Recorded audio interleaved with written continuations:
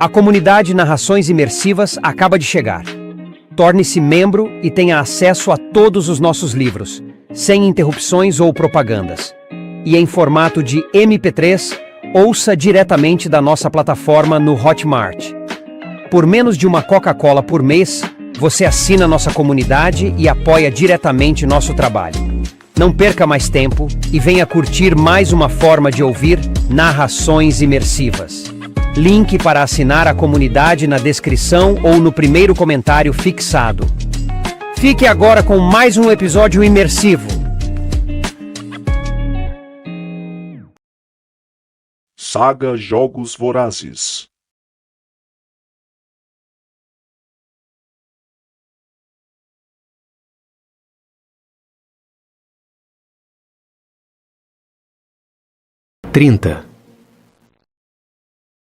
Coriolanus ficou perplexo e os guardas deram tapinhas nas costas dele, rindo. Eu... Você é a pessoa mais jovem a passar na prova. O comandante abriu um sorriso. Normalmente, nós o treinaríamos aqui, mas suas notas o recomendam para um programa de elite no Distrito 2. Vamos lamentar sua partida. Ah, como ele queria poder ir para o Distrito 2, que não era tão longe assim da sua casa, a capital. Para a escola dos oficiais, a escola de elite, onde ele poderia se destacar e encontrar um caminho para uma vida que valesse a pena viver. Podia ser até um caminho melhor para o poder do que aquele que a universidade oferecia, mas ainda havia uma arma usada num assassinato com o nome dele por aí. Seu DNA o condenaria, assim como fizera com o lenço. Infelizmente, tragicamente, era perigoso demais ficar. Doía seguir com a conversa. Que horas tenho que ir? Perguntou ele. Tem um aerodeslizador indo para lá amanhã de manhã, e você vai estar nele. Está de folga hoje, acho. Use esse tempo para fazer as malas e se despedir. O comandante apertou a mão dele pela segunda vez em 2 dias. Esperamos coisas grandiosas de você. Coriolanus agradeceu ao comandante e saiu. Ficou parado por um momento, pesando as opções. Não adiantava. Não havia opção.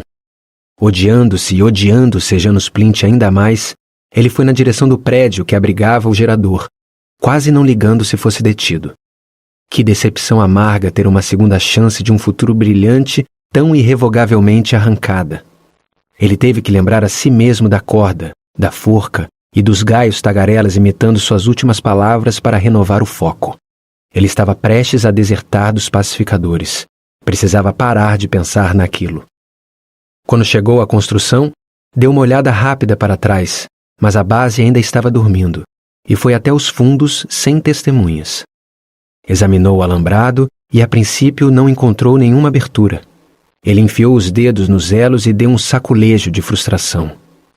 O arame se soltou de um poste de sustentação, deixando uma abertura na cerca pela qual ele podia se espremer. Do lado de fora, sua cautela natural voltou. Ele contornou os fundos da base por um bosque e acabou indo até a estrada que levava à árvore forca.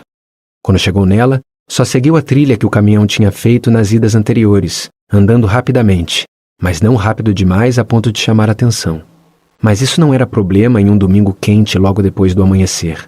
A maioria dos mineiros e pacificadores só se levantaria horas depois. Após alguns quilômetros, ele chegou no campo e saiu correndo para a árvore, ansioso para se esconder no bosque. Não havia sinal de Lucy Gray, e quando passou embaixo dos galhos, ele se perguntou se tinha interpretado a mensagem errado e se deveria ter ido para a costura. Mas ele viu uma coisa laranja e seguiu a cor até uma clareira. Lá estava ela, tirando o pacote de um carrinho, o lenço dele enrolado de um jeito elegante na cabeça. Ela correu até ele e o abraçou, e ele retribuiu, apesar de achar que estava calor demais para um abraço. O beijo em seguida o deixou de humor melhor. As mãos dele foram até o lenço laranja no cabelo dela. Isso me parece colorido demais para fugitivos. Lucy Gray sorriu. Bom, não quero que você se perca de mim. Você ainda está disposto a fazer isso? Não tenho escolha. Percebendo que sua declaração não tinha entusiasmo, ele acrescentou: Você é tudo que importa para mim agora. Você também. Você é minha vida agora. Enquanto estava aqui esperando você aparecer, me dei conta de que nunca teria coragem de fazer isso sem você, admitiu ela. Não é só porque vai ser difícil. Vai ser solitário demais. Eu talvez aguentasse alguns dias, mas teria que voltar para o bando. Eu sei. Eu nunca considerei fugir até você tocar no assunto. É tão assustador. Ele passou as mãos pelos pacotes dela. Desculpe, não pude arriscar trazer muita coisa. Achei mesmo que você não poderia. Fiquei reunindo tudo isso e também peguei coisas da despensa. Não tem problema. Deixei o resto do dinheiro para o bando. Como se para convencer a si mesma, ela disse: Eles vão ficar bem. Ela pegou uma mochila e a pendurou no ombro. Ele pegou algumas coisas. O que eles vão fazer? Estou falando da banda, sem você. Ah, eles vão se virar. Todos conseguem cantar uma melodia, e Maud Ivory está há poucos anos de me substituir como cantora principal de qualquer modo, disse Lucy Gray. Além do mais, da forma como os problemas tendem a me encontrar, posso estar destruindo minha boa recepção no Distrito 12. Ontem à noite, o comandante me mandou não cantar mais a Árvore Forca. Sombria demais, ele disse. Está mais para rebelde demais. Eu prometi que ele jamais a ouviria dos meus lábios novamente. É uma música estranha, opinou Coriolanus. Lucy Gray riu. Bom, Maud Ivory gosta. Ela diz que tem autoridade. Como a minha voz, quando cantei o hino na capital, lembrou Coriolanus. Isso mesmo. Está pronto? Eles dividiram tudo entre os dois. Ele demorou um momento para perceber o que estava faltando. Seu violão, você não vai levar? Estou deixando para Maud Ivory. Isso e o vestido da minha mãe. Ela se esforçou para falar com um tom casual. Para que vou precisar dessas duas coisas? Tamamber acha que ainda tem gente no norte, mas não estou convencida. Acho que vamos ser só nós. Por um momento, ele percebeu que não era o único deixando os sonhos para trás. Vamos ter sonhos novos lá, prometeu Coriolanus, com mais convicção do que sentia. Ele pegou a bússola do pai, consultou-a e apontou. O norte fica para cá. Pensei em ir para o lago primeiro. É meio para o norte. Eu gostaria de vê-lo mais uma vez, disse ela. Parecia um plano tão bom quanto qualquer outro, e ele não protestou. Em pouco tempo, eles estariam no meio do mato e nunca mais voltariam. Por que não fazer o que ela queria? Ele prendeu uma ponta do lenço que tinha se soltado. Para o lago, então. Lucy Gray olhou para a cidade, embora a única coisa que Coriolanus conseguisse ver fosse a forca. Adeus, Distrito 12. Adeus, Árvore Forca e Jogos Vorazes e Prefeito Lip. Um dia alguma coisa vai me matar, mas não vai ser você. Ela se virou e seguiu para a floresta. Não tem muita coisa para sentir falta mesmo, concordou Coriolanus. Vou sentir falta da música e dos meus pássaros lindos, disse Lucy Gray com emoção na voz. Mas espero que um dia eles possam ir atrás de mim. Sabe de que não vou sentir falta? Das pessoas, respondeu Coriolanus. Exceto umas poucas. A maioria é horrível, se você pensar bem. As pessoas não são ruins, na verdade, disse ela. É o que o mundo faz com elas. Como nós, na arena. Nós fizemos coisas lá dentro que nunca consideraríamos fazer se tivessem nos deixado em paz. Não sei. Eu matei Mayfair e não havia arena por perto, disse ele. Mas só para me salvar. Ela pensou na questão. Acho que existe uma bondade natural nos seres humanos. A gente sabe quando ultrapassou o limite do mal, e é nosso desafio de vida tentar ficar do lado certo dessa linha. Às vezes temos que tomar decisões difíceis. Ele tomara várias dessas ao longo do verão. Eu sei disso, claro que sei. Sou uma vitoriosa, disse ela com tristeza. Seria bom, na minha nova vida, não ter que matar mais ninguém. Estou com você nisso. 3 parece bom por uma vida, e mais do que suficiente para um verão. Um grito selvagem soou ali perto, fazendo-o lembrar-se de que não tinha arma. Vou fazer uma bengala para caminhar.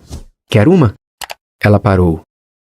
Claro, pode ser útil para várias coisas. Eles encontraram 2 galhos firmes e ela os segurou enquanto ele quebrava os galhos menores. Quem é a terceira? O quê? Ela estava olhando para ele de um jeito estranho. A mão dele escorregou e um pedaço de casca entrou embaixo da unha. Ai! Ela ignorou o ferimento dele. A pessoa que você matou. Você disse que matou 3 pessoas este verão. Coriolanus mordeu a ponta da farpa para puxá-la com os dentes, ganhando um momento. Quem mesmo? A resposta era Sejanus, claro, mas ele não podia admitir isso. Você consegue tirar isso? Ele esticou a mão, balançando a unha machucada na esperança de distraí-la. Vamos ver. Ela examinou a farpa. Então o Bobbin, a Mayfair... Quem é a terceira? Sua mente disparou atrás de uma explicação plausível. Ele poderia ter se envolvido em algum acidente bizarro? Uma morte no treinamento? Ele estava limpando uma arma que disparou sem querer? Ele decidiu que o melhor era fazer piada. Eu mesmo! Matei meu antigo eu para poder te acompanhar. Ela soltou a farpa. Pronto. Bom, espero que o seu antigo eu não assombre seu novo eu. Já temos fantasmas demais entre nós. O momento passou, mas matou a conversa. Nenhum dos dois falou até a metade do caminho, quando pararam para descansar. Lucy Gray abriu a jarra de plástico e ofereceu a ele. Será que já sentiram a sua falta? Perguntou ela. Provavelmente só na hora do jantar. E você? Ele tomou um gole de água. O único acordado quando saí era Tam Amber. Falei que ia procurar uma cabra. Andamos falando em criar um rebanho, vender o leite para ajudar, disse ela. Devo ter mais algumas horas antes que comecem a procurar. Pode ser que anoiteça antes de eles pensarem na árvore forca e encontrarem o carrinho. Eles vão ligar os pontos. Ele devolveu a jarra para ela. Vão tentar te seguir? Talvez, mas estaremos bem longe. Ela tomou um gole e secou a boca com as costas da mão. Vão caçar você? Ele duvidava que os pacificadores fossem se preocupar tão cedo. Por que ele desertaria com a escola de oficiais de elite esperando? Se alguém reparasse que ele tinha sumido, provavelmente acharia que ele tinha ido para a cidade com outro pacificador. A não ser que encontrassem a arma, claro. Ele não queria falar sobre a escola agora, com a ferida ainda recente. Não sei. Mesmo quando perceberem que fugi, eles não vão saber onde procurar.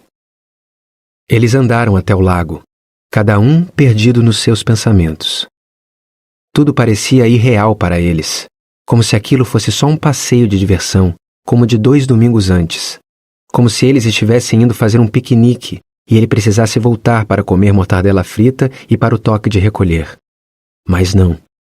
Quando chegassem ao lago, seguiriam pelo mato, para uma vida consumida pelo tipo mais básico de sobrevivência. Como eles comeriam? Como viveriam?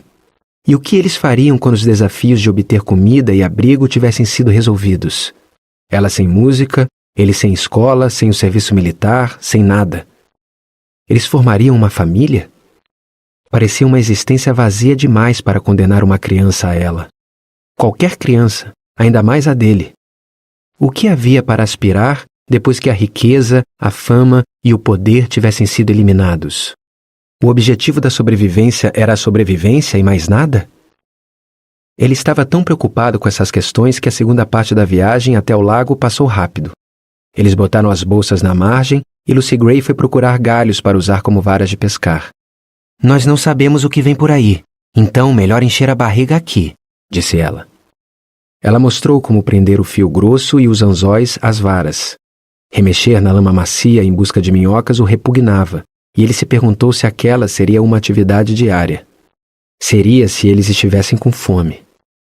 Eles botaram as iscas nos anzóis e se sentaram em silêncio na margem, esperando que algum peixe fisgasse enquanto os pássaros tagarelavam ao redor. Ela pegou 2, ele não pegou nada. Nuvens pesadas e escuras surgiram, oferecendo alívio ao sol, mas aumentando o sentimento dele de opressão. Essa era sua vida agora. Cavar atrás de minhocas e ficar à mercê do tempo, primitivo, como um animal.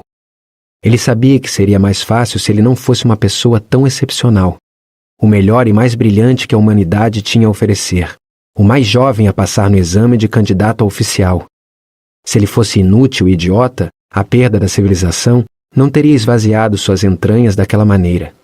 Ele teria encarado com naturalidade.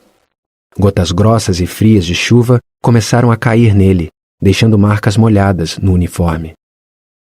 Nunca vamos conseguir cozinhar assim, disse Lucy Gray. Melhor entrarmos. Tem uma lareira que podemos usar.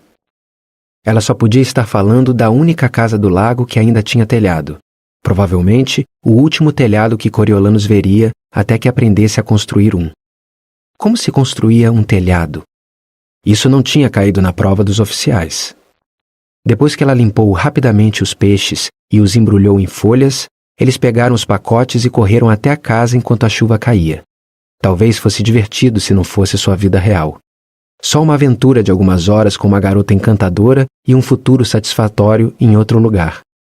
A porta estava emperrada, mas Lucy Gray empurrou com o quadril e a abriu. Eles saíram do molhado e largaram os pertences no chão. Só tinha um aposento com paredes, teto e chão de concreto. Não havia sinal de eletricidade, mas a luz entrava pelas janelas dos 4 lados e pela única porta. Seus olhos encontraram a lareira, cheia de cinzas velhas, com uma boa pilha de madeira seca empilhada ao lado. Pelo menos, eles não teriam que ir atrás disso. Lucy Gray foi até a lareira, colocou os peixes na base de concreto e começou a arrumar camadas de madeira e gravetos em uma grelha de metal velha. Nós deixamos um pouco de madeira aqui, para que sempre tenha alguma quantidade seca. Coriolanos considerou a possibilidade de simplesmente ficar na casinha, com comida suficiente para ser pescada no lago. Mas não. Seria perigoso demais se firmar tão perto do Distrito 12. Se o bando conhecia aquele lugar, outras pessoas também deviam conhecer. Ele precisou negar a si mesmo até aquele último fiapo de proteção. Acabaria em uma caverna, afinal? Ele pensou na linda cobertura dos Snow, com o piso de mármore e os candelabros de cristal. Seu lar de direito. O vento soprou um jato de chuva para dentro, salpicando sua calça com gotas geladas.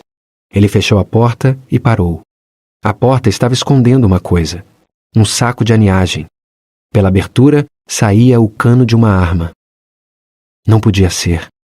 Sem conseguir respirar, ele abriu o saco com a bota e encontrou a escopeta e o fuzil de pacificador. Um pouco mais e ele conseguiu reconhecer o lançador de granada. Sem dúvida nenhuma, eram as armas do mercado clandestino que Sejanos tinha comprado, e entre elas, as armas do assassinato.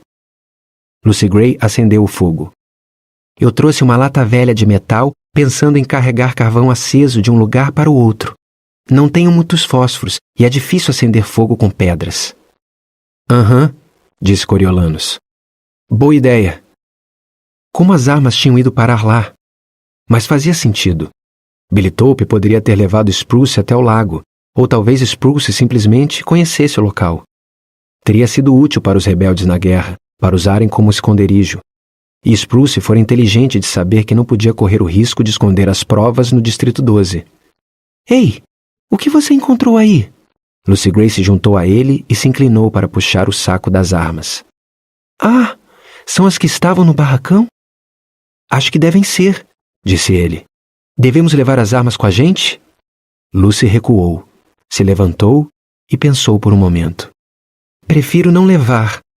Não confio nelas, mas isto vai ser útil. Ela puxou uma faca longa e virou a lâmina na mão. Acho que vou cavar um pouco de Katniss, já que acendemos o fogo. Tem uma área boa perto do lago. Achei que não estavam maduras. 2 semanas podem fazer muita diferença. Ainda está chovendo, protestou ele. Você vai ficar encharcada. Ela riu. Bom, eu não sou feita de açúcar. Na verdade, ele ficou feliz de ter um minuto sozinho para pensar. Depois que ela saiu, ele levantou o fundo do saco de aniagem e as armas escorregaram para o chão. Ele se ajoelhou ao lado da pilha, pegou o fuzil de pacificador com o qual tinha matado Mayfair e o aninhou nos braços. Ali estava. A arma do crime. Não em um laboratório forense da capital, mas ali, nas mãos dele, no meio do nada, onde não oferecia qualquer ameaça. Ele só precisava destruí-la e estaria livre da forca. Livre para voltar para a base. Livre para ir para o Distrito 2. Livre para se juntar à raça humana sem medo. Lágrimas de alívio encheram seus olhos e ele começou a rir, de pura alegria. Como faria? Queimaria numa fogueira? Desmontaria e espalharia as partes aos 4 ventos? Jogaria no lago? Quando a arma sumisse, não haveria nada que o conectasse aos assassinatos. Absolutamente nada. Não, calma. Haveria uma coisa. Lucy Gray. Bom, não importava. Ela nunca contaria. Ela não ficaria feliz, obviamente, quando ele contasse que tinha havido uma mudança de planos, que ele voltaria aos pacificadores e seguiria para o Distrito 2 na manhã seguinte, essencialmente deixando-a nas mãos do destino. Ainda assim, ela nunca o delataria. Não era o estilo dela, e também a implicaria nos assassinatos. Significaria que ela poderia acabar morta, e, como Jogos Vorazes demonstraram, Lucy Gray tinha um talento extraordinário para a autopreservação. Além do mais, ela o amava. Tinha dito isso na noite anterior, na música. Mais ainda, confiava nele. Se bem que, se ele a largasse na floresta para ir atrás de uma existência sozinho, sem dúvida ela consideraria uma falha em sua fé por ele. Tinha que pensar no jeito certo de dar a notícia. Mas qual seria? Eu te amo profundamente, mas amo mais a escola de oficiais? Não seria um caminho muito bom. E ele a amava. Amava. Era só que, com poucas horas de vida nova na natureza, ele já sabia que odiava tudo aquilo. O calor e as minhocas e aqueles pássaros fazendo barulho sem parar. Ela estava demorando muito para buscar aquelas batatas. Coriolanus olhou pela janela. A chuva tinha diminuído até virar um chuvisco. Ela não queria ir sozinha. Era solitário demais. A música dizia que ela precisava, amava e confiava nele. Mas o perdoaria? Mesmo que ele a abandonasse? Billy Tope a irritou e acabou morto. Ele podia ouvi-lo agora. Fico doente de ver como você está manipulando as crianças. Pobre Lucy Gray. Pobre ovelhinha. E havia enfiando os dentes na mão dele. Coriolanus pensou na frieza com que ela havia matado na arena. Primeiro, a frágil e pequena Wolve. Era o gesto de mais sangue frio que ele já tinha presenciado. Depois, o jeito calculado com que ela matara Trish, fazendo com que ele a atacasse para ela poder tirar a serpente do bolso. E ela havia alegado que Reaper tinha raiva, que matá-lo fora um ato de misericórdia. Mas quem sabia? Não, Lucy Gray não era nenhuma ovelhinha. Não era feita de açúcar. Era uma vitoriosa. Ele verificou se o fuzil de pacificador estava carregado e abriu bem a porta. Ela não estava em lugar nenhum. Ele andou até o lago, tentando lembrar onde Clerk Carmine estava cavando antes de levar a tal planta Katniss. Não importava. A área pantanosa em volta do lago estava vazia e a margem não tinha sido remexida. Lucy Gray! A única resposta veio de um tordo solitário em um galho próximo, que fez um esforço de imitar a voz dele, mas fracassou, pois suas palavras não tinham sido particularmente musicais. Desista, disse ele para a coisa. Você não é um gaio tagarela. Sem dúvida ela estava se escondendo dele. Mas por quê? Só podia haver uma resposta. Porque ela tinha descoberto tudo. Tudo. Que destruir as armas acabaria com toda a evidência física de sua ligação com os assassinatos. Que ele não queria mais fugir. Que ela era a última testemunha que o ligava ao crime. Mas eles sempre cuidaram um do outro. Então, por que ela acharia de repente que ele poderia fazer mal a ela? Porque se, no dia anterior mesmo, Coriolanus era puro como a neve fresca? Sejanus. Ela devia ter percebido que Sejanus era a terceira pessoa que Coriolanus matou. Ela não precisaria saber nada da história dos gaios tagarelas. Só que ele era confidente de Sejanus e que Sejanus era rebelde, mas Coriolanus era defensor da capital. Ainda assim, achar que ele a mataria? Ele olhou para a arma carregada nas mãos. Talvez devesse tê-la deixado na casa. Causava uma impressão ruim ir atrás dela armado, como se ele a estivesse caçando. Mas Coriolanus não ia matá-la, só conversar com ela e fazer com que ela entendesse. Abaixa a arma, ele disse para si mesmo. Mas suas mãos se recusaram a cooperar. Ela só tem uma faca. Uma faca grande. O melhor que ele conseguiu foi pendurar a arma nas costas. Lucy Gray! Está tudo bem? Você está me assustando. Onde você está? Ela só precisaria dizer: eu entendo, eu vou sozinha, como estava planejando o tempo todo. Mas naquela manhã, ela tinha admitido que não achava que fosse conseguir sozinha, que voltaria para o bando em alguns dias. Ela sabia que ele não acreditaria nela. Lucy Gray, por favor, eu só quero falar com você, gritou ele. Qual era o plano dela? Esconder-se até ele se cansar e voltar para a base? E depois voltar para casa à noite? Isso não funcionava para ele. Mesmo com o sumiço da arma do crime, ela ainda seria perigosa. E se ela voltasse para o Distrito 12 agora e o prefeito conseguisse prendê-la? E se ela fosse interrogada ou até torturada? A história se espalharia. Ela não tinha matado ninguém. Ele tinha. Era a palavra dele contra a dela. Mesmo que não acreditassem nela, a reputação dele estaria destruída. O romance dele seria revelado, junto com os detalhes de como ele havia trapaceado nos Jogos Vorazes. O reitor Highbottom poderia ser levado como testemunha de caráter de Coriolanos. Ele não poderia correr o risco. Ainda nenhum sinal dela. Ela não estava lhe dando escolha além de caçá-la na floresta. A chuva tinha parado agora, deixando o ar úmido e a terra lamacenta. Ele voltou para a casa e procurou no chão até encontrar a marca leve dos sapatos dela. Seguiu as pegadas até chegar à vegetação, onde a floresta recomeçava de verdade, e passou silenciosamente através das árvores molhadas. O trinado dos pássaros encheu seus ouvidos, e o céu nublado piorava a visibilidade. A vegetação rasteira escondia as pegadas dela, mas ele sentia que estava no caminho certo. A adrenalina apurou os sentidos dele, e ele reparou em um galho quebrado aqui, uma marca funda no musgo ali. Sentiu-se um pouco culpado de estar assustando-a assim. O que ela estava fazendo? Tremendo nos arbustos enquanto tentava sufocar o choro? A ideia da vida sem ele devia estar partindo o coração de Lucy Gray. Uma mancha laranja chamou a atenção dele e ele sorriu. Não quero que você me perca, ela dissera. E ele não a tinha perdido. Ele empurrou os galhos para chegar a uma pequena clareira coberta pela copa das árvores. O lenço laranja estava caído entre espinheiros, para onde devia ter voado e ficado preso quando ela fugiu. Ah, bem, confirmava que ele estava na pista certa. Ele foi buscar o lenço, talvez ficasse com ele no fim das contas. Quando uma movimentação leve nas folhas o fez parar. Ele tinha acabado de perceber a serpente quando ela atacou, se desenrolando como uma mola e enfiando os dentes no antebraço esticado para pegar o lenço. Ah! Gritou ele de dor. A cobra o soltou imediatamente e deslizou para a vegetação antes mesmo que ele tivesse a oportunidade de dar uma boa olhada nela. O pânico cresceu quando ele olhou para a marca de mordida vermelha em forma de arco no antebraço.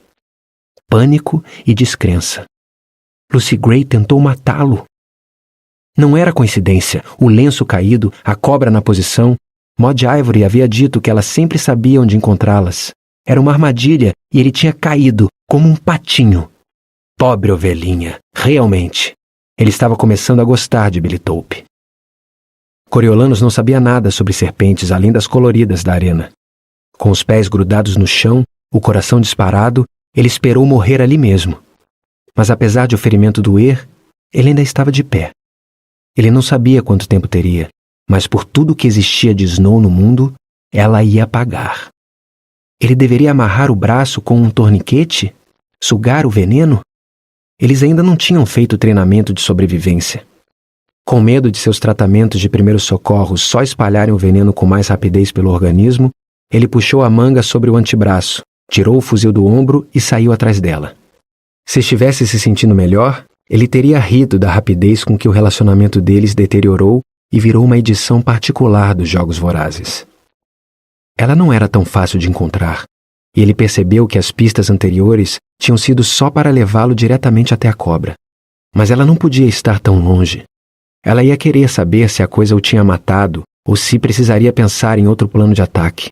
Talvez Lucy Gray tivesse esperança de que ele desmaiaria e assim ela poderia cortar a garganta dele com a faca comprida. Tentando parar de ofegar, ele adentrou mais a floresta e empurrou os galhos com delicadeza usando o fuzil. Mas era impossível encontrar o paradeiro dela. Pense, disse para si mesmo. Para onde ela iria? A resposta o atingiu como uma pilha de tijolos. Ela não iria querer lutar com ele, armado com um fuzil, considerando que ela só tinha uma faca. Ela voltaria para a casa do lago para pegar outra arma. Talvez tivesse dado uma volta nele e estivesse indo para lá agora. Ele apurou os ouvidos. E sim, ele achava que conseguia ouvir alguém andando à direita, recuando para o lago. Ele começou a correr na direção do som e parou abruptamente. E de fato, depois de ouvi-lo, ela agora corria pela vegetação baixa, percebendo o que ele percebia e não se importando mais se ele a ouvisse. Coriolanus estimou que ela estivesse uns 10 metros à frente. Levantou o fuzil até o ombro e soltou uma saraivada de balas na direção dela. Um bando de pássaros gritou ao revoar, e ele ouviu um grito baixo. Te peguei, pensou. Ele correu pela floresta atrás dela, galhos e espinhos prendendo nas roupas e arranhando o rosto, ignorando tudo, até ele chegar ao ponto onde achava que ela estava. Ainda não havia sinal dela. Não importava. Ela teria que se mover de novo, e quando se movesse, ele a encontraria. Lucy Gray, disse ele com voz normal. Lucy Gray, não é tarde demais para a gente resolver a situação. Claro que era, mas ele não devia nada a ela. Certamente, não a verdade.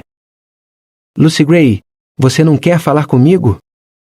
A voz dela o surpreendeu, surgindo repentina e docemente no ar. Você vem para a árvore, usar um colar de corda e ficar ao meu lado. Coisas estranhas aconteceram aqui. Não mais estranho seria se nos encontrássemos à meia-noite na árvore forca. Sim, entendi, pensou ele. Você sabe sobre os sejanos, colar de corda e tudo mais. Coriolanus deu um passo na direção dela, mas na mesma hora um tordo repetiu a música, e um segundo, e um terceiro. A floresta ganhou vida com a melodia deles, com dezenas participando. Ele entrou no meio das árvores e abriu fogo na direção do local de onde a voz tinha vindo. Ele a teria acertado? Não dava para saber, porque a música dos pássaros tomava seus ouvidos e o desorientava. Pontinhos pretos dançaram em seu campo de visão e seu braço começou a latejar. Lucy Gray! Gritou ele com frustração. Que garota inteligente, traiçoeira e mortal! Ela sabia que os pássaros a esconderiam. Ele ergueu a arma e disparou mirando as árvores, tentando exterminar os pássaros. Muitos voaram para o céu, mas a música tinha se espalhado e a floresta estava viva com a melodia. Lucy Gray! Lucy Gray! Furioso, ele se virou para um lado e para o outro e acabou disparando rajadas pela floresta em um círculo completo, dando voltas e voltas até as balas acabarem. Ele caiu no chão, tonto e enjoado, e a floresta explodiu. Pássaros de todos os tipos gritando desesperadamente enquanto os tordos continuavam sua interpretação de a árvore forca. A natureza enlouquecida, genes estragados, caos. Ele tinha que sair dali. Seu braço havia começado a inchar. Ele precisava voltar à base. Forçando-se a ficar de pé, ele andou até o lago. Tudo na casa continuava como ele tinha deixado. Pelo menos, ele a impedira de voltar. Usando um par de meias como luvas, ele limpou a arma do crime, enfiou todas as armas no saco de aninhagem, pendurou-o no ombro e correu para o lago. Julgando que estava pesado o suficiente para afundar, sem precisar do peso de pedras, ele entrou na água e foi até a parte funda. Mergulhou com o saco e o viu espiralar lentamente para a escuridão. Um formigamento alarmante envolveu seu braço. Ele nadou cachorrinho até a margem e cambaleou até a casa. E os suprimentos? Ele devia jogá-los na água também? Não fazia sentido. Ou ela estava morta e o bando a encontraria, ou ela estava viva e com sorte usaria os suprimentos para fugir. Ele jogou os peixes no fogo para que queimassem e foi embora, fechando bem a porta ao sair. A chuva começou de novo, um temporal de verdade. Ele esperava que levasse embora todos os sinais da visita dele. As armas não existiam mais. Os suprimentos eram de Lucy Gray. A única coisa que permanecia lá eram suas pegadas, que estavam derretendo perante seus olhos. As nuvens pareciam estar se infiltrando no seu cérebro. Ele lutou para pensar. Volte. Você precisa voltar para a base. Mas onde ficava? Ele pegou a bússola do pai do bolso, impressionado de ainda funcionar depois de ser mergulhada no lago. Crassus Snow ainda estava por aí, o protegendo. Coriolano se agarrou à bússola, um bote salva-vidas na tempestade, e seguiu para o sul. Tropeçou pela floresta, apavorado e solitário, mas sentindo a presença do pai ao seu lado. Crassus podia não ter uma opinião tão boa dele, mas ia querer que seu legado sobrevivesse. E talvez Coriolano tivesse se redimido um pouco naquele dia. Nada importaria se o veneno o matasse. Ele parou para vomitar, desejando ter levado consigo a jarra de água. Percebeu vagamente que seu DNA estaria na jarra também. Mas e daí? A jarra não era arma de nenhum crime. Não importava. Ele estava protegido. Se o bando encontrasse o corpo de Lucy Gray, eles não denunciariam nada. Não iam querer atenção. Poderia ligá-los aos rebeldes ou revelar o esconderijo. Se houvesse corpo. Ele nem podia confirmar que tinha acertado um tiro nela. Coriolanos voltou. Não para a árvore forca exatamente, mas para o Distrito 12, saindo de um bosque para um amontoado de casebres de mineiros e encontrando a estrada. O chão tremia com os trovões e os relâmpagos estavam cortando o céu quando ele chegou na praça da cidade. Não viu ninguém quando chegou na base e entrou de volta pela cerca.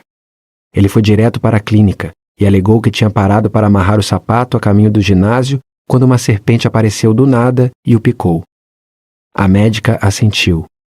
A chuva faz com que elas saiam. É mesmo? Coriolanos achou que sua história seria contestada, ou pelo menos recebida com dúvida. A médica não pareceu desconfiada. Você deu uma olhada nela? Não consegui. Estava chovendo e ela se moveu rápido, respondeu ele. Eu vou morrer? Dificilmente, a médica riu. Não era nem venenosa. Está vendo as marcas de dentes? Não tem presas. Mas vai doer por alguns dias. Tem certeza? Eu vomitei e não consegui pensar direito. Bom, o pânico pode fazer isso. Ela limpou a ferida. Talvez fique uma cicatriz. Que bom, pensou Coriolanos. Vai me lembrar de ser mais cuidadoso. Ela deu várias injeções nele e um frasco de comprimidos. Passe aqui amanhã para darmos uma olhada. Amanhã serei realocado para o Distrito 2, respondeu Coriolanos. Vá à clínica de lá, então, disse ela. Boa sorte, soldado. Coriolanos voltou para o quarto e ficou chocado ao perceber que ainda estava no meio da tarde. Com a bebida e a chuva, seus companheiros de quarto nem tinham se levantado. Ele foi ao banheiro e esvaziou os bolsos. A água do lago tinha reduzido o pó com aroma de rosas da mãe dele a uma pasta nojenta, e ele jogou tudo no lixo. As fotos grudaram e rasgaram quando ele tentou separá-las, então seguiram o mesmo caminho do pó. Só a bússola sobreviveu à aventura. Ele removeu as roupas e se lavou para tirar a água do lago. Quando estava vestido, pegou a bolsa e começou a arrumar as coisas, colocando a bússola na caixa de itens pessoais e aguardando no fundo da bolsa. Pensando melhor, ele abriu o armário de Sejanos e pegou a caixa dele também. Quando chegasse ao Distrito 2, enviaria a caixa para os Plint com um bilhete de condolências. Seria apropriado como melhor amigo de Sejanos. E quem sabia? Talvez continuasse a receber biscoitos. Na manhã seguinte, depois de uma despedida emocionada dos companheiros de quarto, ele subiu no aerodeslizador para o Distrito 2. As coisas melhoraram imediatamente. O assento acolchoado, o comissário, a seleção de bebidas, nada luxuoso de jeito nenhum, mas muito diferente do trem dos recrutas. Consolado pelo conforto, ele encostou a têmpora na janela, na esperança de cochilar. Na noite anterior, enquanto a chuva caía no telhado do alojamento, ele havia se perguntado onde Lucy Gray estava. Morta na chuva? Encolhida junto ao fogo na casa do lago? Se ela tivesse sobrevivido, certamente abandonaria a ideia de voltar ao Distrito 12. Ele cochilou com a melodia de a árvore forca no cérebro e acordou horas depois quando o aerodeslizador tocou no chão. Bem-vindo à capital, disse o comissário. Coriolanos abriu os olhos. O quê? Não! Eu perdi minha parada? Tenho que me apresentar no Distrito 2. Essa aeronave vai para o 2. Mas temos ordens de deixar você aqui, disse o comissário, verificando uma lista. Você vai ter que desembarcar. Temos um horário a cumprir.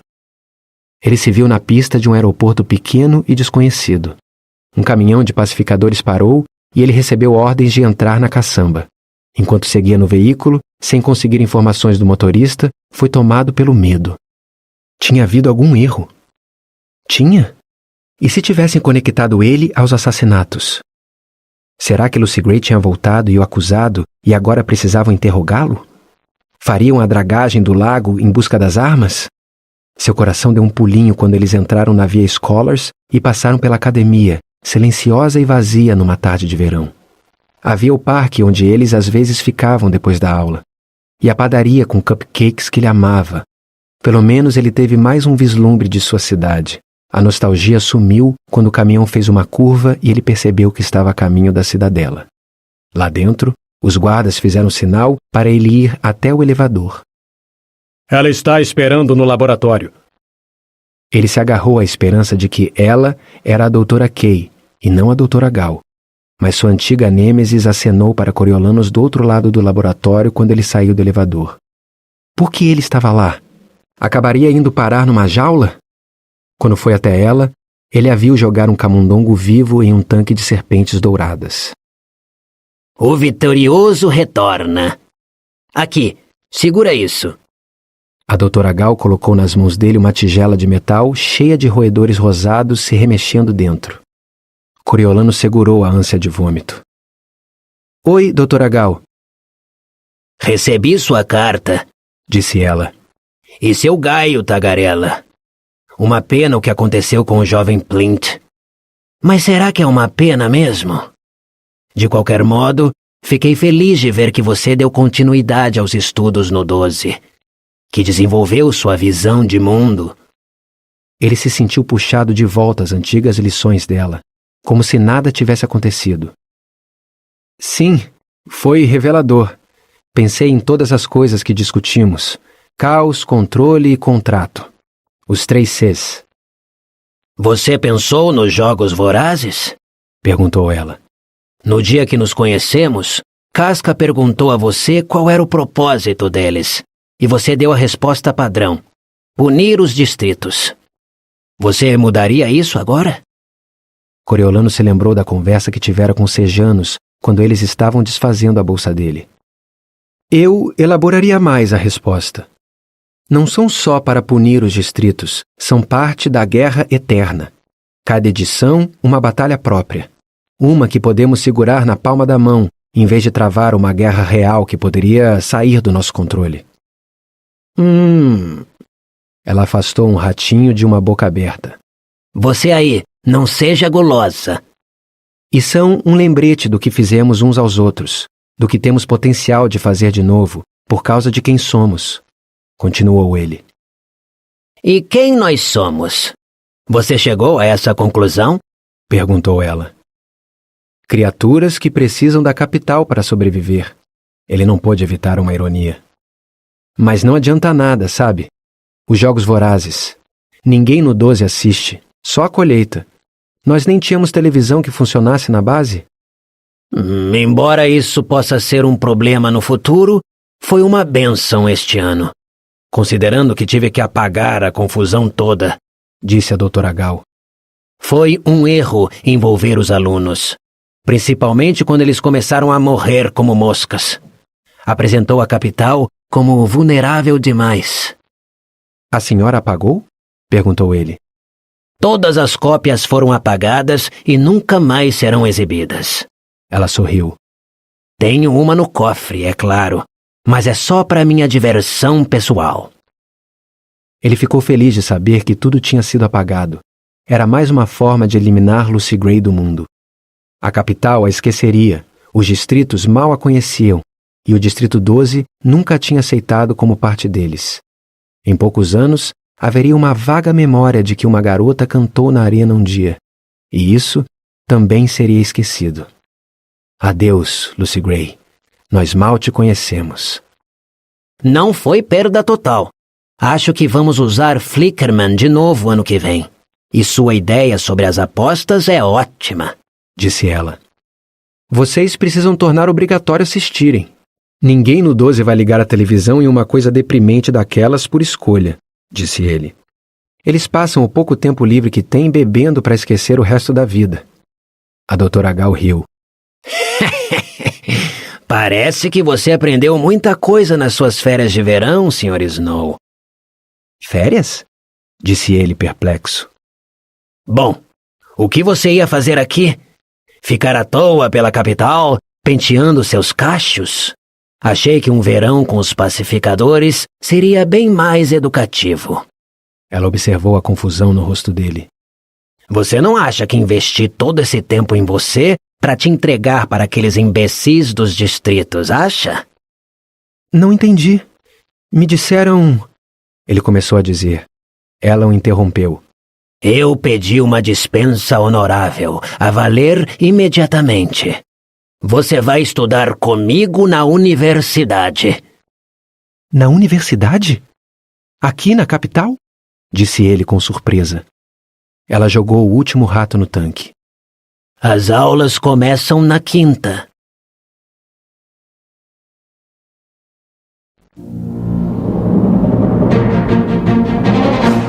Epílogo. Em uma tarde brilhante de outubro, no meio do semestre de outono, Snow desceu a escada de mármore do Centro de Ciências da Universidade, ignorando modestamente as cabeças se virando. Ele estava lindo com o terno novo, principalmente após o retorno dos cachos, e sua experiência como pacificador tinha lhe dado certo prestígio que deixava seus rivais enlouquecidos. Ele tinha acabado uma aula para alunos especiais sobre estratégia militar com a doutora Gal depois de uma manhã na Cidadela, onde tinha se apresentado para o estágio de idealizador dos jogos. Podia ser chamado assim, mas os outros o tratavam como integrante da equipe. Eles já estavam trabalhando em ideias para envolver os distritos, assim como a capital, nos Jogos Vorazes do ano seguinte. Foi Snow quem observou que, exceto por 2 tributos que talvez nem conhecessem, as pessoas dos distritos não tinham qualquer envolvimento com jogos. A vitória de um tributo precisava ser uma vitória para o distrito todo. Eles tiveram a ideia de que todo mundo no distrito receberia um pacote de alimentos se seu tributo levasse a coroa. E para atrair uma classe melhor de tributos para talvez se voluntariar, Snow sugeriu que o vitorioso devia ganhar uma casa numa área especial da cidade, temporariamente chamada de Aldeia dos Vitoriosos, que seria a inveja de todas as pessoas que moravam em casebres. Isso e um prêmio em dinheiro deviam ajudar a reunir um grupo decente de tributos. Seus dedos acariciaram a bolsa de couro macia, um presente de volta às aulas dos Plint. Ele ainda não sabia bem como chamá-los. Mãezinha era bem fácil, mas não era adequado chamar Strabo Plint de pai. Então ele usava muito a palavra senhor. Eles não o tinham adotado. Ele era velho demais com 18 anos. Ser designado herdeiro era melhor para ele de qualquer modo. Ele jamais abriria a mão do nome Snow, nem por um império de munições. Tudo aconteceu muito naturalmente. Sua volta para casa, a dor deles, a união das famílias. A morte de Sejanos destruiu os Plint. Strabo falou com simplicidade.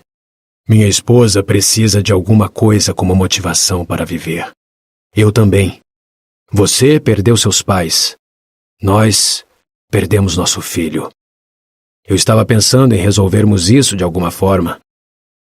Ele comprou o apartamento dos Snow para eles não precisarem se mudar, e o dos Dolittle embaixo para ele e mãezinha. Houve uma conversa sobre reforma, sobre construir uma escada em espiral e talvez um elevador particular para conectar os 2 apartamentos, mas não havia pressa. A senhora Plint já ia lá todos os dias ajudar a avó de Coriolanos, que tinha se resignado a ter uma nova empregada. E ela e Tigre se deram muito bem. Os Plint pagavam tudo agora. Os impostos do apartamento, a mensalidade dele, a cozinheira. Também davam a ele uma mesada generosa. Isso era bom, porque, apesar de ele ter interceptado e ficado com o dinheiro do envelope que tinha enviado para Tigres do Distrito 12, a vida universitária era cara quando vivida da forma certa. Strabo nunca questionava seus gastos e nem criticava as poucas aquisições no guarda-roupa. e parecia satisfeito quando Snow pedia conselhos. Eles eram surpreendentemente compatíveis. Às vezes, ele quase esquecia que o velho Plint era de distrito. Quase. Naquela noite, seria o 19º aniversário de Sejanos, e eles se reuniram para um jantar em lembrança a ele. Snow tinha convidado Festus e Lisístrata para se juntarem ao grupo, pois eles gostavam mais de Sejanos do que a maioria dos colegas e certamente diriam coisas gentis. Ele planejava entregar aos Plint a caixa do armário de Sejanos, mas primeiro tinha mais uma coisa a fazer. O ar fresco na caminhada até a academia deixou sua mente apurada. Ele não tinha nem marcado horário, preferiu aparecer de surpresa. Os alunos tinham saído 1 hora antes, e seus passos ecoaram nos corredores. A mesa da secretária do reitor Highbottom estava vazia, e ele foi até a sala e bateu na porta. O reitor Highbottom o mandou entrar. Com a perda de peso e os tremores, ele estava com uma aparência pior do que nunca, curvado sobre a mesa. Ora, a que devo essa honra? Perguntou ele.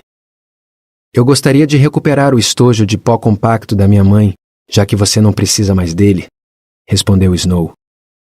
O reitor Highbottom enfiou a mão numa gaveta e botou o estojo na mesa. Isso é tudo? Não. Ele tirou a caixa de Sejanos da bolsa.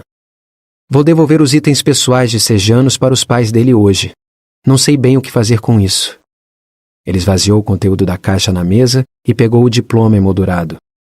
Achei que você não ia querer isto na casa deles. Um diploma da academia, concedido a um traidor? Você é muito prestativo, disse o reitor Highbottom. Foi meu treinamento como pacificador. Snow soltou a parte de trás da moldura e tirou o diploma.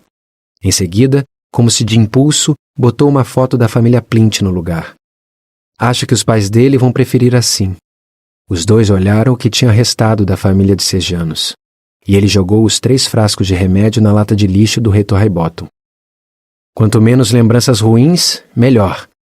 O reitor Highbottom olhou para Coriolanus. Não me diga que você arranjou um coração nos distritos. Não nos distritos. Nos Jogos Vorazes, corrigiu Snow. Preciso agradecer a você por isso. Afinal, foi você quem inventou os jogos. Acho que metade do crédito vai para o seu pai, disse o reitor. Snow franziu a testa. Como assim? Achei que os Jogos Vorazes tinham sido ideia sua. Uma coisa que você pensou na universidade? Na aula da doutora Gal. E eu ia ser reprovado, porque minha repulsa por ela tornava impossível a minha participação. Nós fizemos duplas para o projeto final e fiquei com o meu melhor amigo, Crassus, claro. A tarefa era criar uma punição tão extrema para seus inimigos que eles jamais conseguiriam esquecer o quanto tinham feito mal a você. Era como uma charada, em que eu sou ótimo, e como todas as boas criações, absurdamente simples em essência. Os Jogos Vorazes. O impulso mais cruel, inteligentemente formatado como um evento esportivo, um entretenimento. Eu estava bêbado, e seu pai me deixou mais bêbado ainda. Ficou alimentando minha vaidade enquanto eu elaborava a ideia toda, me garantindo que era só uma brincadeira entre nós. Na manhã seguinte, acordei horrorizado com o que tinha feito, querendo rasgar o papel em pedacinhos. Mas era tarde demais. Sem a minha permissão, seu pai entregou o trabalho para a doutora Gal. Ele queria nota, sabe? Eu nunca o perdoei. Ele está morto, disse Snow. Mas ela não está, respondeu o reitor Highbottom. Não era para ser algo mais do que teórico. E quem, além do monstro mais cruel, tornaria aquilo realidade? Depois da guerra, ela pegou minha proposta e me levou junto, e me apresentou para Panem como arquiteto dos Jogos Vorazes. Naquela noite experimentei morfináceo pela primeira vez. Achei que a coisa ia passar de tão horrível que era. Não passou. A doutora Gal tirou os jogos do papel e me arrasta junto há 10 anos. Sem dúvida sustenta a visão dela da humanidade, disse Snow, principalmente por usar crianças. E por quê? Perguntou o reitor Highbottom. Porque atribuímos inocência a elas. E se mesmo os mais inocentes viram assassinos nos Jogos Vorazes, o que isso representa? Que nossa natureza essencial é violenta, explicou Snow. Autodestrutiva, murmurou o reitor Highbottom. Snow se lembrou do relato de Pluribus sobre a briga do pai dele com o reitor Highbottom e citou a carta. Como mariposas pelo fogo. O reitor apertou os olhos, mas Snow só sorriu. Mas claro, você está me testando. Você a conhece bem melhor do que eu. Não tenho tanta certeza. O reitor Highbottom passou o dedo na rosa de prata no estojo de pó compacto. O que ela disse quando você contou que ia embora? A doutora Gal?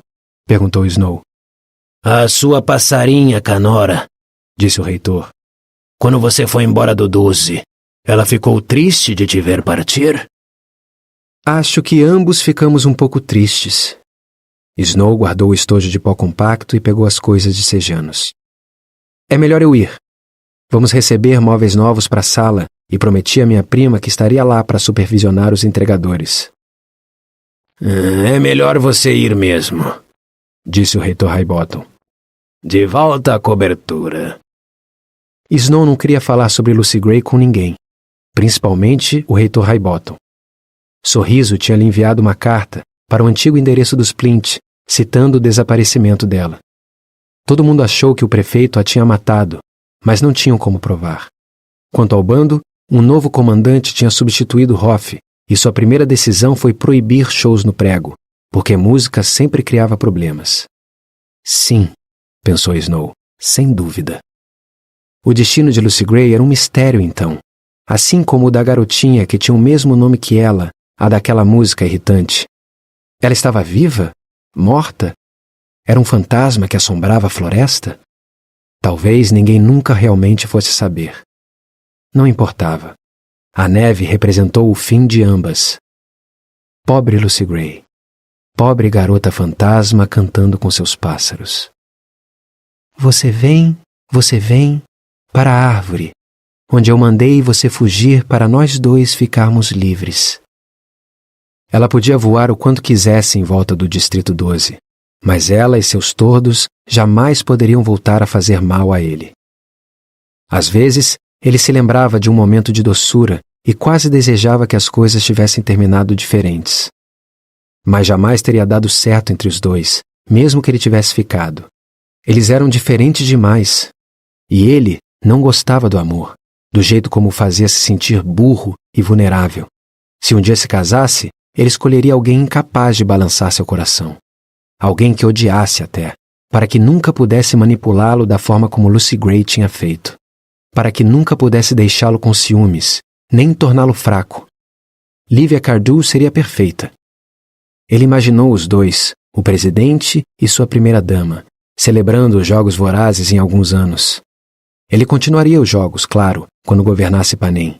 As pessoas o chamariam de tirano, punho de ferro e cruel, mas pelo menos ele garantiria a sobrevivência pela sobrevivência, dando a eles a chance de evoluírem. O que mais a humanidade poderia desejar? De verdade, deviam agradecer a ele. Ele passou pela casa noturna de Pluribus e se permitiu abrir um sorrisinho. Dava para conseguir veneno de rato em vários lugares, mas ele tinha pegado um pouco discretamente na viela dos fundos na semana anterior e levado para casa. Foi complicado botar no frasco de morfináceo, principalmente usando luvas, mas ele acabou colocando o que considerava uma dose suficiente pela abertura. Ele tomou a precaução de deixar o frasco bem limpo. Não havia nada que pudesse fazer o reitor Highbottom desconfiar quando o tirasse do lixo e enfiasse no bolso. Nada a desconfiar quando desenroscasse o conta-gotas e pingasse o morfináceo na língua. Apesar de torcer para que, quando desse o último suspiro, o reitor percebesse o que tantos outros perceberam quando o desafiaram. O que toda Panem saberia um dia, o que era inevitável. Snow cai como a neve, sempre por cima de tudo. Fim.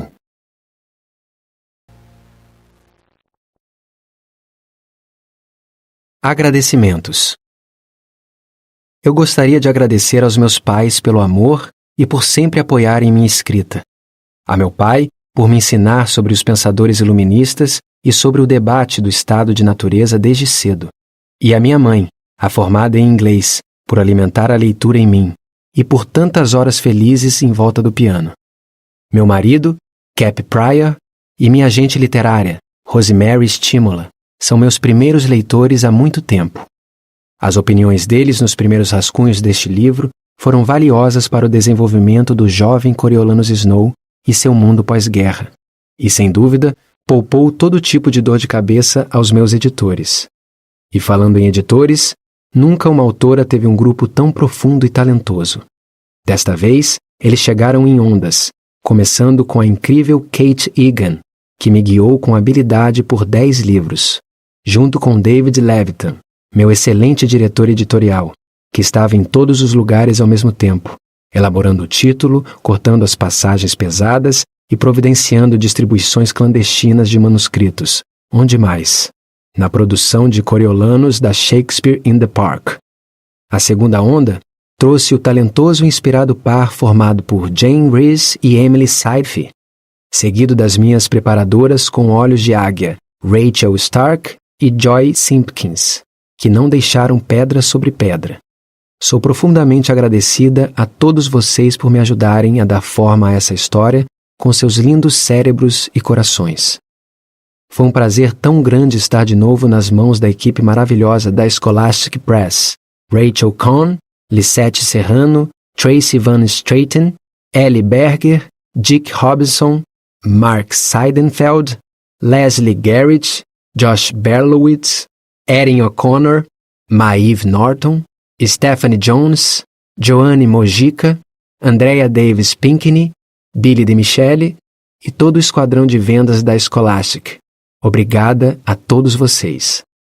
Um agradecimento especial para Elizabeth B. Parisi e Tim O'Brien, que me impressionaram novamente com uma capa fabulosa, consistente com a visão deles da trilogia Jogos Vorazes, mais específica para este livro. Sinto muita admiração e gratidão por todos os artistas que criaram as músicas que aparecem no mundo de Panem. 3 músicas são clássicos em domínio público: Down in the Valley, Oh My Darling Clementine e Keep on the Sunny Side, que foi escrita por Ada Blankhorn e J. Howard Entwistle. O poema Lucy Gray foi escrito em 1799 por William Wordsworth e fazia parte da coletânea Lyrical Ballads. As letras de todas essas músicas foram modificadas para se adequarem ao bando. O resto das letras é original. A cantiga de Lucy Gray é para ser cantada como uma variação da melodia de uma cantiga tradicional, que há muito acompanha histórias de finais infelizes de libertinos, bardos, soldados, cowboys e similares. 2 outras músicas apareceram pela primeira vez na trilogia Jogos Vorazes. Na versão em filme, a música de No Fundo da Campina foi composta por T-Bone Burnett e Simone Burnett, e música de A Árvore Forca foi composta por Jeremiah Caleb Freitas e Wesley Keith Schutz, dos The Lumineers, com arranjo de James Newton Howard. Meu agradecimento é sem fim para meus maravilhosos agentes, a supracitada Rosemary Stimula e meu representante de entretenimento, Jason Dravis, com quem conto integralmente para me ajudarem a navegar pelos mundos das publicações e dos filmes com a ajuda de nossas águias da lei, Jane C. Nelson, Eleanor Lackman e Diane Golden. Eu gostaria de oferecer todo o meu amor aos meus amigos e familiares, especificamente Richard Register, que está sempre a uma mensagem de distância, e a Cap, Charlie e Easy, que me acompanharam nesse trajeto com perspectiva, paciência e humor. E, finalmente, a todos os leitores que investiram primeiro na história de Katniss e agora na de Coriolanus. Agradeço sinceramente por vocês viajarem por essa estrada comigo.